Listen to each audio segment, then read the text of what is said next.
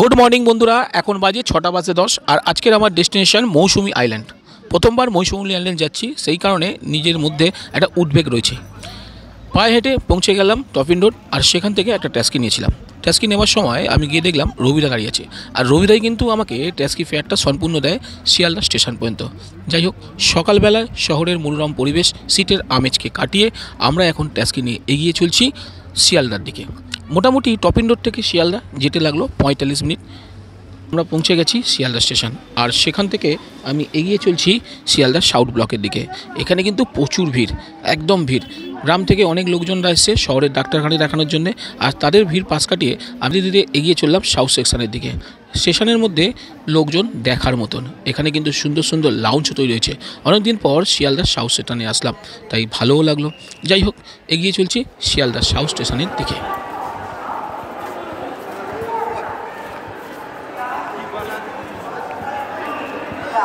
আগে থেকেই আমার বন্ধুরা চলে এসেছিলো শিয়ালদায়, তাই আমার টিকিটটা ওরাই কেটেছিল। লাইন দেওয়ার বাড়তি ঝুঁকি নেওয়া হয়নি, আমি কি সময় মতন পৌঁছে যাই। যাই হোক, স্টেশনে কিন্তু প্রচুর পরিমাণে ভিড়।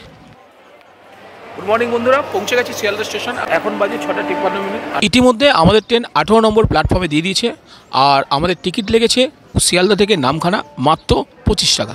ট্রেনের মধ্যে উঠতেই দেখি উচ্চে পড়া ভিড়, আর এখানে সবাই কিন্তু কেউ বকখালি, কেউ গঙ্গাসাগর, আবার কেউ মৌসুমী আইল্যান্ড আমাদের সঙ্গে যাচ্ছে। সঠিক টাইমে 7টা 15 নাগাদ আমাদের ট্রেন ছেড়ে দিয়েছে শিয়ালদা থেকে। আমরা ধীরে ধীরে এগাতে লাগলাম নামখানার উদ্দেশ্যে। যেহেতু আমার গ্রামের বাড়ি দক্ষিণ 24 পরগনার মথুরাপুর, তাই আমি জানি এই লাইনে কিন্তু ভিড় সচরাচর কম হয় না, ভিড় কিন্তু দেখার মতন হয়। কিন্তু আজকের ভিড় একটু কম ছিল।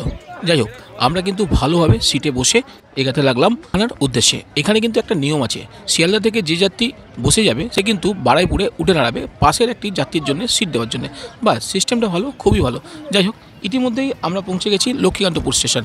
লক্ষ্মীকান্তপুর স্টেশন আমাদের ট্রেন দাঁড়ায় কিন্তু প্রায় 8টা 50 মিনিটে, আর এখানেই আমাদের ট্রেন 25 মিনিট থামবে। আমরা এখন চলে এসেছি লক্ষ্মীকান্তপুর স্টেশনে, আর লক্ষ্মীকান্তপুর স্টেশনে আমাদের ট্রেন এসে পৌঁছালো প্রায় 8টা 50 মিনিট। তো এখানেই আমাদের 25 মিনিট থাকতে হবে। এই ট্রেনটাই এখান থেকে নামখানায় যাবে 9টা 15। এরপরে হচ্ছে সিগন্যাল লাইন, সেই কারণে ওপাশ থেকে যে ট্রেনটা আসবে এখানে ক্রসিং হবে, তারপর আমাদের ট্রেন এগিয়ে যাবে। যাই হোক, এখানকার স্টেশনের কিন্তু প্ল্যাটফর্মে রকমারি খাবার বিক্রি হয়। তার মধ্যে বিখ্যাত হচ্ছে ছেঁড়া পরোটা, আলুর চপ, বেগুনি। এখানে স্টেশনের মধ্যে বিখ্যাত যেটা সেটা হচ্ছে ঘুগনি মুড়ি। ঘুগনি মুড়ি কিন্তু এখানে খুব বিখ্যাত। ছোটোবেলায় যখন মা বাবার সঙ্গে আসতাম তখন কিন্তু এই লক্ষ্মীকান্তপুর স্টেশনে নেমে ঘুগনি মুড়ি খেতাম। যাই হোক, আমি এখন খুঁজছি ঘুগনি মুড়ি ছেঁড়া পরোটা কোথায় আছে। কারণ এখন আমাকে একটু টিফিন করতে হবে। এখন বাজে প্রায় 9:15। তো আমরা প্রায় 10টা 5-10 নাগাদ পৌঁছাবো নামখানা। সেখান থেকে আমাদেরকে যেতে হবে আমাদের মৌসুমী আইল্যান্ড। তো যাই হোক, কথা না বাড়িয়ে আমরা এখন স্টেশনটাকে ঘুরে দেখছি এবং স্টেশনের মধ্যে কী খাবার দাবার বিক্রি হচ্ছে সেটাকে আপনাদেরকে ঘুরে দেখাচ্ছি। এখানে বিখ্যাত হচ্ছে ঘুগনি মুড়ি বা ছেঁড়া পরোটা। আমি সেটা খুঁজতে লাগলাম, কারণ আমি এখানে এসে সেটাই টিফিন করব। যাই হোক, কিছুটা যাওয়ার পর আমি দেখতে পেলাম ছেঁড়া পরোটার সঙ্গে ঘুগনি বা ঘুগনির সঙ্গে মুড়ি। তো আমি এখানে খেলাম ছেঁড়া পরোটা আর ঘুগনি। এখানে হচ্ছে কিলোতে 160 টাকা, আর ঘুগনি মুড়ি কিন্তু মাত্র 10 টাকা প্লেট। আমি ঘুগনি মুড়ি আর সঙ্গে একটা 5 টাকা দামের আলুর চপ খেলাম। তাহলে কিন্তু টিফিনটা ভালোই হলো। স্টেশনের প্ল্যাটফর্মে দেখলাম এখানে হচ্ছে ঘুড়ি, লাটাই এবং মাঞ্জা বিক্রি হচ্ছে। দেখে অবাক হলাম, কিন্তু অবাক হওয়ার কিছু নেই, কারণ সংক্রান্তির দিনকে এই সাউথ 24 পরগনায় কিন্তু ঘুড়ি মাঞ্জার প্রচুর পরিমাণে সেল। কারণ সংক্রান্তির দিনকে এরা কিন্তু ঘুড়ি ওড়ায় এখানকার মানুষজনরা, এই রীতিনীতি আছে। যাই হোক, ইতিমধ্যে 9টা 15 বেজে গেছে। আমাদের ট্রেন এখন লক্ষ্মীকান্তপুর হয়ে নামখানার দিকে দুরন্ত গতিতে ছুটছে। ইতিমধ্যে আমাদের ট্রেন কাকদ্বীপে এসে পৌঁছালো, আর এখান থেকে যারা গঙ্গাসাগর যাবে তারা কিন্তু ঝড়ের বেগে ট্রেন থেকে নেমে পড়লো, আর এখান থেকেই তারা যাবে হচ্ছে গঙ্গাসাগর।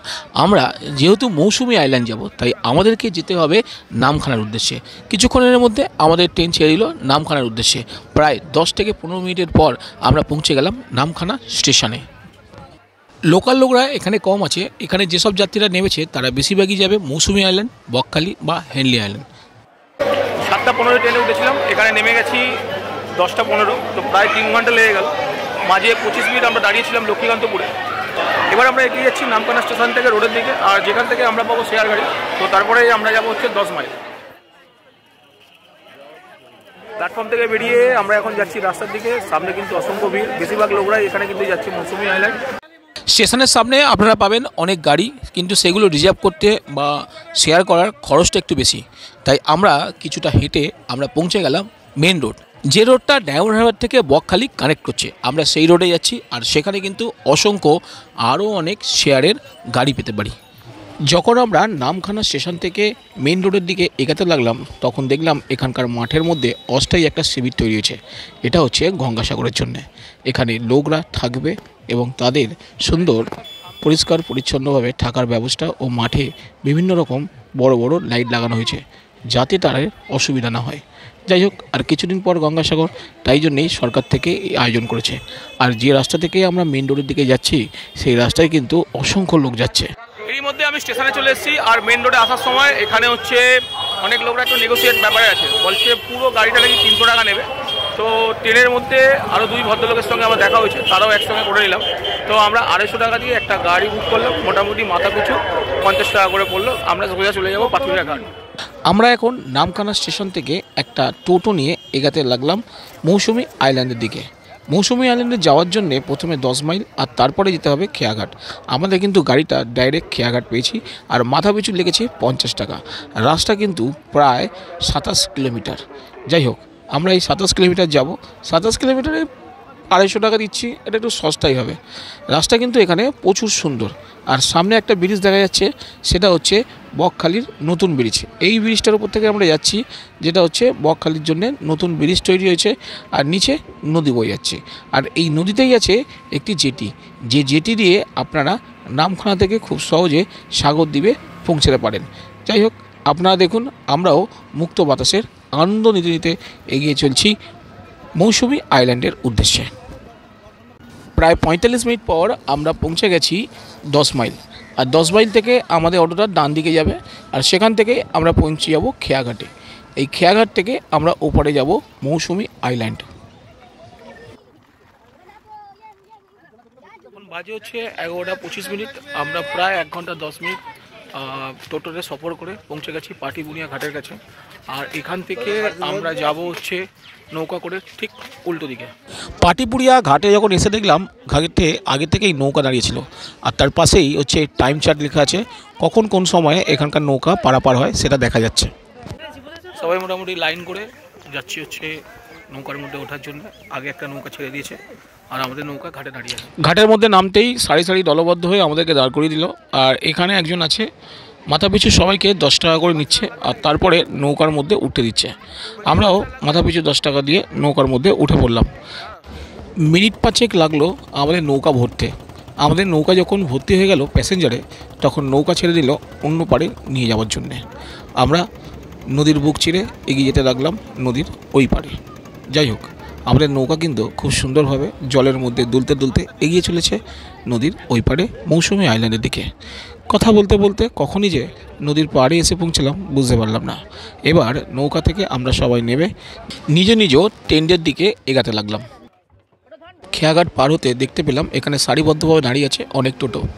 আমাদের হোটেল আনন্দধারা রিসর্ট নাম বলতেই ওনারা আমাদেরকে মাথাপিছু 25 টাকার বিনিময়ে পৌঁছে দিতে লাগলো আমাদের হোটেল আনন্দ রিসর্টে। মোটামুটি পৌঁছে গেছি, প্রায় আজকে 12টা বেজে গেল। হোটেলে আসতেই দেখি এখানে একটা কাউন্টার আছে। এই কাউন্টারে আমাদের বুকিং করা কাগজগুলোকে দেখাতে হবে, আর বাকি টাকাটা এখানে পেড করতে হবে। আর তার সাথে সাথে আমাদের হাতে তুলে দিল এখানকার গাছ থেকে পাড়া কচি ডাব। আর এই এতটা রাস্তার পর একটা সুন্দর কচি ডাব খেলেই আমাদের কিন্তু অনেকটা এনার্জি ফিরে পেলাম। যাই হোক, এদের আপ্যায়ন কিন্তু খুবই ভালো লেগেছে। আজ কিন্তু এখানে প্রায় 300 জন লোক এসছে। কাউন্টারের ভিড় দেখে মনে হচ্ছে কলকাতার থেকে এখানে গরমটা একটু সামান্য। ইতিমধ্যে আমরা আমাদের কাউন্টারে বাকায়া পয়সাগুলো দিয়ে আমরা এখন প্রবেশ করলাম আমাদের রিসর্টের ভেতর। এখানে ঢুকতেই দেখলাম আমরা যেহেতু এসছি একটু দেরি করে, তাই এখানে লাঞ্চের ব্যবস্থা শুরু হয়ে গেছে। আমরা এবার ধীরে ধীরে আমাদের টেন্টের দিকে যেতে শুরু করলাম। আর এখানে ছোট বড় অনেক রকম ঘর আছে, এসি, নন এসি, দোতলার মধ্যে টেন্ট, গ্রাউন্ড ফ্লোরে টেন্ট, মানে অসাধারণ বিভিন্ন ভ্যারাইটিস আর বিভিন্ন দাম। আমি আপনাকে এই দামগুলো পরে বলবো। যাই হোক, আসলে দেখতে খুব ভালো লাগলো।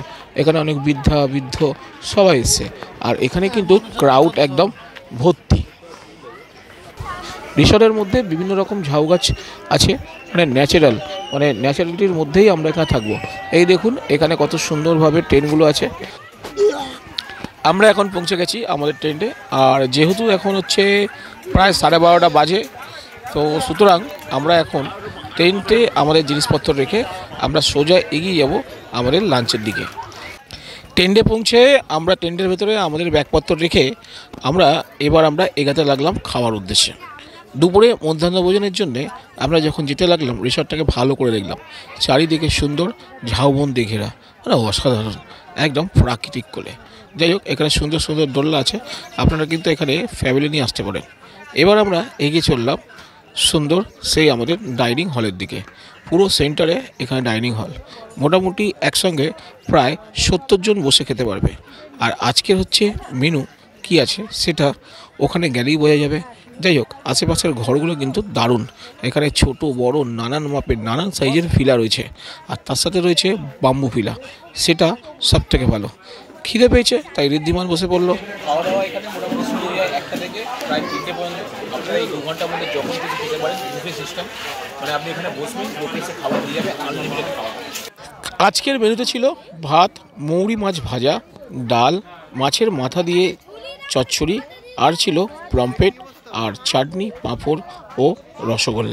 খাওয়া দাওয়া শেষ করে আমরা একটু পায়চারি মারতে শুরু করলাম, আর এখানকার বাচ্চারা তারা সুন্দর একটি টায়ার নিয়ে খেলছে, দেখে আমাদের ছোটোবেলাকার কথা মনে পড়ে গেল।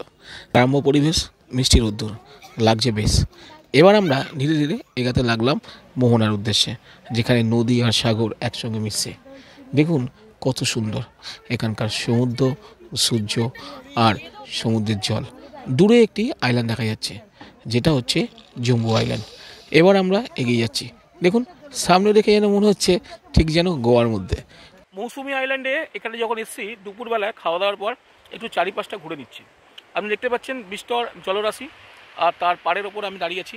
এখন সানসেট হবে কিছুক্ষণ পর। তো বাঁধের ওপর এখানে সমুদ্রের পাশে বাঁধটার মধ্যে সুন্দরভাবে তিরপল দিয়ে সুন্দরভাবে একটা প্রোটেকশন লেয়ার তৈরি করেছে। আর ওই যে দূরে একটা দ্বীপ দেখা যাচ্ছে, ওটা হচ্ছে জাম্বুদ্বীপ। তো ওই দ্বীপে আগে মানুষ যেতে পারতো, কিন্তু এখন ওটাকে বন্ধ করে দিয়েছে। তার কারণ হচ্ছে ওখানে বৃক্ষরোপণ করা হয়েছে। আর আগে নৌকাও ছিল, যে নৌকা করে ওখানে যাওয়ার জন্যে, কিন্তু যেহেতু ওটা বন্ধ সেই কারণে কোনো ট্যুরিস্টরা যায় না, তাই জন্য নৌকা যে সার্ভিসটা ছিল সেটাও বন্ধ। তো আপনাদেরকে আমি মৌসুমি আইল্যান্ডের একটা ভালো ডেস্টিনেশন দিচ্ছি, যেটা একদম নির্জন। আমরা যেখানে আছি সেখানে অনেক ক্রাউড আছে, ও মনে হচ্ছে আমি দীঘায় চলে এসেছি। একটু নিরিবিলিতে থাকবেন মৌসুমি আইল্যান্ডে, তো সেই রকম ভেবে আমরা এসেছিলাম, কিন্তু এখানে দেখলাম যে প্রচুর ক্রাউড। তো যাই হোক, যখন বুক করেই ফেলেছি তো কিছু করার নেই। তো তবুও আমি আপনাদেরকে বলছি, এই মৌসুমি আইল্যান্ডের সাউথের দিকে একটা ভালো রিসর্ট কাম মানে ক্যাম্পের একটা সুন্দর একটা ডেস্টিনেশন বলছি। আমার ঠিক আমার সামনের দিকে গাছপালা ঘেরা একটা ক্যাম্প দেখা যাচ্ছে।